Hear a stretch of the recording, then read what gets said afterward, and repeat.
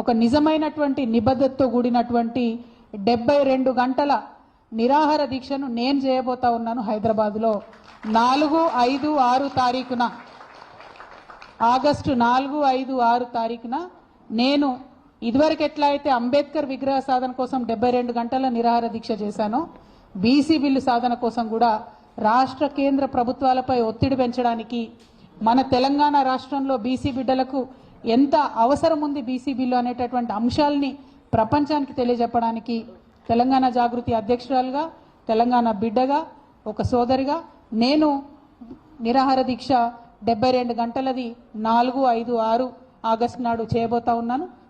దీనికి సంబంధించి మేము ప్రభుత్వానికి కూడా ఇమీడియట్గా పర్మిషన్ కోసం పెట్టుకుంటాం. వాళ్ళు పర్మిషన్ ఇస్తే మంచిది, ఇవ్వకపోతే ఎక్కడ వీలైతే అక్కడ కూర్చొని 72 గంటలు మాత్రం ఖచ్చితంగా దీక్ష చేస్తాం. నాకున్న కాన్ఫిడెన్స్, నాకున్న విశ్వాసం ఏంటంటే అంబేద్కర్ విగ్రహం సాధించడానికి ఉమ్మడి ఆంధ్రప్రదేశ్లో 72 గంటలు నేను నిరాహార దీక్ష చేసిన.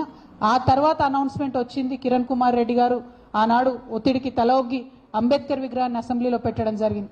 అదే పంతాను, అదే గాంధేయవాదాన్ని, అదే ప్రజాస్వామిక పరిధిలో మేము నిరసన తెలియజేస్తాం, అవసరాన్ని తెలియజేస్తాం. బీసీ బిల్లు ఎందుకు రావాలన్న అవసరాన్ని, మా నిబద్ధతను ప్రపంచానికి చాటుతామని ఈ సందర్భంగా మీ అందరికీ కూడా నేను తెలియజేస్తూ